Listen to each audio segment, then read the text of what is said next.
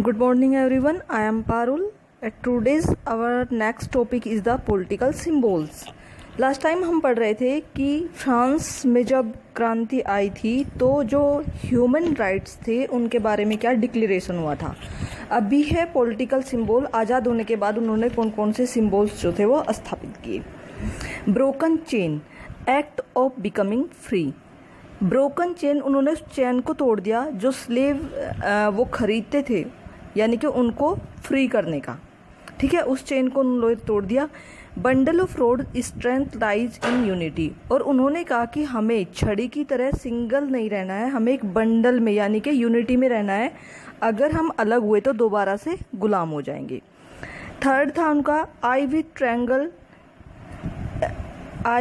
Triangle radiating light, rays of sun drive away clouds of ignorance.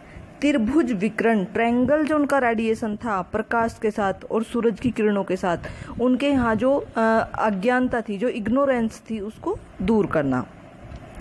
Sculpture symbols of royal power, शाही सत्ता का जो प्रतीक था उसको उन्होंने हटा दिया था। शाही सत्ता यानी कि मोनार्की जो था, मोनार्की का जो उसका जो प्रभुत्व था उसको उन्होंने खत्म कर दिया।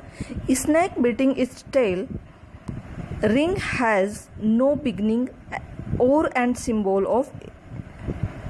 सांप अपनी पूंछ से जो रिंग बनाते हैं, उन्होंने एक रिंग का वो लिया था और उन्होंने उसका सिंबल लिया था सांप को देखकर। सांप जब अपनी पूंछ से रिंग बनाते हैं तो रिंग का ना कोई एंड पॉइंट होता और ना स्टार्टिंग पॉइंट। उन्होंने कहा हमारा भी ऐसे यानी कि कंटिन्यू चलने वाला एक सिंबल चाहिए, जो उन्होंने रिंग की शेप में लिया था। Blue, white and red, national colours of flowers. France का जो फ्लैग था उसमें उन्होंने 3 कलर ऐड किए थे, blue, white and red. Red colour जो था वो था कि जो लोग पहले स्लेव थे वो मुक्त हो गए, लेकिन वो मुक्त होने के बाद भी वो दूसरे के यहाँ नौकरी करते थे, दासी थे एक तरीके से, और वो जो टोपी पहनते थे वो रेड कलर की थी। विंग वुमेन पर्सोनिफिकेशन लॉ, महिलाओं के लिए कानून बने, उससे पहले महिलाओं के लिए कोई भी कानून नहीं थे। Law table, law is same for all and all are equal before law. कानून सभी के लिए इक्वल था और सभी कानून में सक्षम अधिकार रखते थे, समान अधिकार रखते थे। अब क्या हुआ, टर्निंग टू रिपब्लिक, अब गणतंत्र की ओर मुड़ते हुए।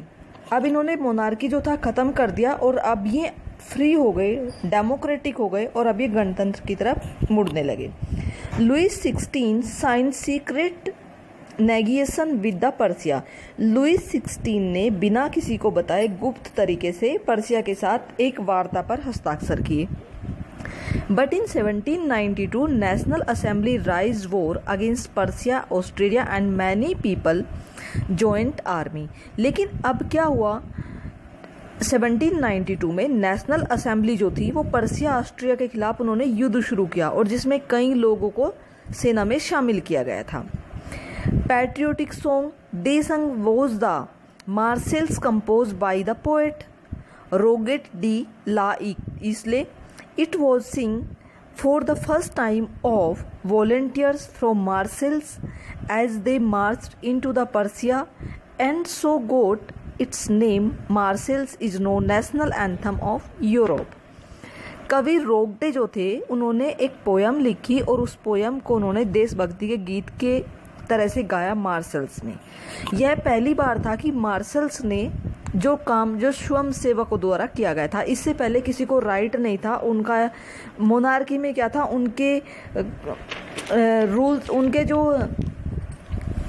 उनका जो एडमिनिस्ट्रेटिव सिस्टम था उसके ही लोग काम करते थे। लेकिन ये फर्स्ट टाइम था कि कुछ पब्लिक की तरफ से हुआ और यही मार्से जो कवि थे रोगेट डी एल इसले, इनके द्वारा जो गीत लिखा गया उसको इन्होंने नेशनल अपना एक सॉन्ग बनाया। Loss of economic difficulties cropped it, यहाँ हानि और आर्थिक उस टाइम पे बहुत ज़्यादा लोगों को हुई थी। Man were at fronts and women were earning living of look after, पुरुष मोर्चे में थे और महिलाएं जो थी अपने परिवार को जीवित रखने के लिए काम करती थी। Many club were formed, major वो जैकोबिन्स क्लब, बहुत सारे क्लब्स थे जिसमें जैकोबिन क्लब्स जो थे वो जैकोबिन्स क्लब के बाद बहुत सारे क्लब बने। कल आपका रहेगा नेक्स्ट पॉइंट। Thank you.